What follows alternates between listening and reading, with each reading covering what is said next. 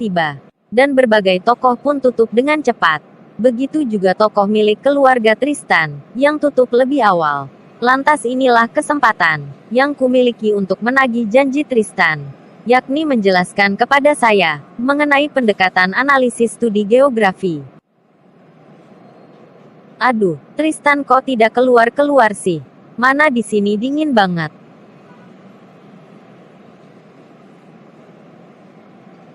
Nah itu orangnya udah keluar. Kamu kemana aja sih? Sudah 30 menit aku nungguin kamu di sini. Hampir aja aku mati kedinginan gara-gara nungguin kamu. Yah, maaf Citra, soalnya kafe lagi tutup, makanya tidak ada yang nyahut. Daripada kamu di luar kedinginan, mending kamu masuk Gi. Baiklah. Nah sesuai perjanjian kita, sekarang kamu jelasin kepada saya mengenai pendekatan analisis studi geografi. Siap. Perlu kita ketahui semua, bahwasanya perkembangan pendekatan geografi terus mengalami perkembangan. Ketika tahun 30-an, para penelitian cenderung fokus kepada pendekatan regional. Akan tetapi, pada tahun 50-an, penelitian tersebut cenderung menekankan penelitiannya pada pendekatan keruangan. Sampai pada permulaan milenium ketiga, banyak sekali penelitian yang menekankan pada pendekatan keruangan. Perkembangan pendekatan geografi ini terjadi karena pengaruh dari disiplin ilmu lain. Pendekatan baru yang muncul sebenarnya bersifat komplementer terhadap pendekatan utama. Pendekatan baru ini sebenarnya muncul dari topik kerjaannya, bukan dari pendekatan regional sebagai inti geografi kita. Nah, kita sebagai manusia seharusnya kembali ke pendekatan utama geografi, yakni sebagai science dignity. Maka dari itu, para ilmuwan geografi telah mengembangkan 3 pendekatan utama dalam menganalisis studi geografi. Pendekatan ini banyak diikuti oleh para ahli geografi dunia untuk melakukan sebuah analisis. Adapun pendekatannya, yaitu pertama adalah pendekatan keruangan atau spatial approach. Pendekatan keruangan adalah suatu metode analisis untuk mempelajari eksistensi ruang atau space sebagai wadah mengakomodasi kegiatan manusia dalam menjelaskan fenomena geosfer. Pendekatan keruangan digunakan untuk mengetahui persebaran penggunaan ruang yang telah tersedia, dan bagaimana penyediaan ruang yang akan digunakan untuk berbagai kebutuhan. Contohnya, untuk perencanaan pembukaan lahan pemukiman, di mana dalam kegiatan tersebut membutuhkan banyak data yang harus diketahui untuk memenuhi persyaratannya.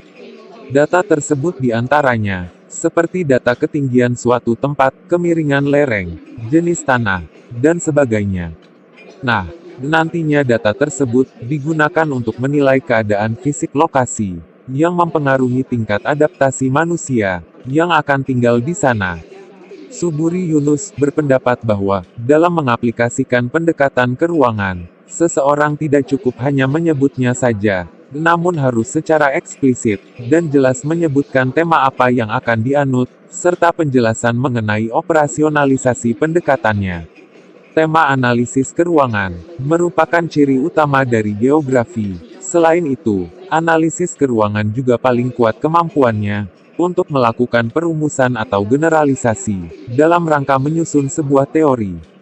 Nah, terdapat 9 tema yang terkait dengan analisis pendekatan keruangan. Yang pertama yaitu analisis pola keruangan, spatial pattern analysis. Tema ini menekankan pada sebaran pola dari elemen-elemen pembentuk ruang, yakni dengan mengidentifikasi mengenai aglomerasi atau pengelompokan sebarannya. Karena pada hakikatnya, geografi mempelajari mengenai pola-pola, bentuk, dan persebaran fenomena di permukaan bumi ini. Dan geografi juga berusaha memahami makna dari pola-pola tersebut, serta berusaha untuk memanfaatkannya. Sebuah pola suatu ruang berkaitan dengan susunan, bentuk, dan persebaran fenomena dalam ruang muka bumi. Fenomena yang dipelajari dalam pola tersebut adalah fenomena alami dan fenomena sosial.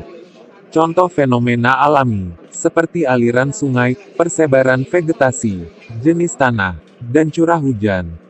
Sedangkan contoh fenomena sosial misalnya, persebaran penduduk, mata pencaharian, permukiman, dan lain-lain. Tema keruangan yang kedua adalah analisis struktur keruangan, spatial structure analysis.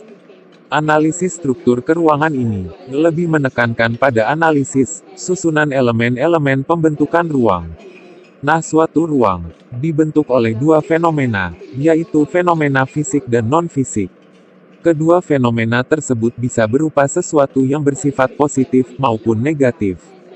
Contoh analisis struktur keruangan adalah tentang komposisi bentuk pemanfaatan lahan, di mana kita harus menganalisis pemanfaatan lahan tersebut, apakah lahan tersebut dimanfaatkan sebagai lahan agrasi atau non-agrasi.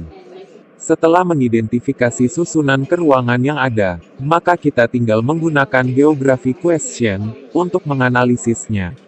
Nah, tema keruangan yang ketiga, yaitu analisis proses keruangan, spatial process analysis. Analisis keruangan yang satu ini, menekankan pada proses keruangan yang divisualisasikan, melalui perubahan ruang.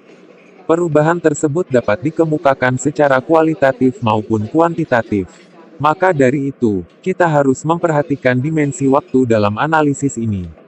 Lantas dimensi waktu di sini, minimal harus mempunyai 2 titik waktu. Contohnya dalam mengamati perkembangan wilayah dari tahun 2000 sampai tahun 2010, proses analisis ini dilakukan dengan membandingkan peta, foto udara, dan citra satelit. Nah, melalui penginderaan ini, kita dapat mengetahui proses keruangan yang terjadi. Tema keruangan yang keempat adalah analisis interaksi keruangan, spatial interaction analysis. Analisis interaksi sosial yang satu ini, lebih menekankan analisisnya kepada interaksi antar ruang. Maka dari itu interaksi yang satu ini, mempelajari hubungan timbal balik antara hewan yang satu dengan yang lainnya. Nah, interaksi yang terjadi, tentunya akan bervariasi, tergantung dari faktor-faktor pengontrol interaksinya. Lantas setelah kita mengetahui faktor pengontrolnya, selanjutnya kita akan menganalisis mengapa dan bagaimana interaksi tersebut dapat terjadi. Tema keruangan yang kelima, yaitu analisis organisasi atau sistem keruangan, spatial organization analysis. Analisis organisasi tata ruang, menekankan analisisnya pada elemen-elemen lingkungan, yang mempengaruhi terciptanya tatanan spesifik, dari elemen-elemen pembentuk ruang. Analisis keruangan ini bertujuan untuk mengetahui elemen-elemen lingkungan mana yang berpengaruh terhadap terciptanya tatanan spesifik dari elemen-elemen pembentuk ruang. Nah, untuk menganalisis tema keruangan yang satu ini, terlebih dahulu kita harus mengetahui pengaruh kenampakan yang satu dengan yang lainnya secara individual. Pertama kita harus mempelajari, apakah tatanan ruang suatu wilayah mendapatkan dominasi pengaruh dari kota tertentu. Lantas bagaimana hal tersebut dapat terjadi? Nah, pada analisis ini, lebih ditekankan pada keterkaitan atau hubungan ruang, antar elemen dan hierarkis peranan elemen secara individual. Hal ini dapat kita lihat pada analisis organisasi sistem keruangan, pada wilayah perkotaan atau sistem permukiman di suatu wilayah yang luas. Tema analisis keruangan yang keenam adalah analisis asosiasi keruangan, spatial association analysis. Analisis asosiasi keruangan ini lebih menekankan analisisnya pada asosiasi keruangan antara berbagai penampakan pada suatu ruang dengan penampakan ruang lainnya. Tema analisis keruangan yang satu ini bertujuan untuk mengungkapkan terjadinya asosiasi keruangan antara berbagai kenampakan pada suatu ruang. Nah, adapun contoh analisis asosiasi keruangan, yang pertama, yaitu meneliti keterkaitan fungsional atas sebaran keruangan dengan sebaran keruangan gejala yang lainnya. Yang kedua, meneliti hubungan antara hilangnya lahan pertanian dengan banyaknya pendatang di suatu daerah. Dan yang ketiga, yakni menganalisis asosiasi keruangan antara kepadatan penduduk dengan peningkatan tindak kriminal di beberapa tempat yang ada di kota.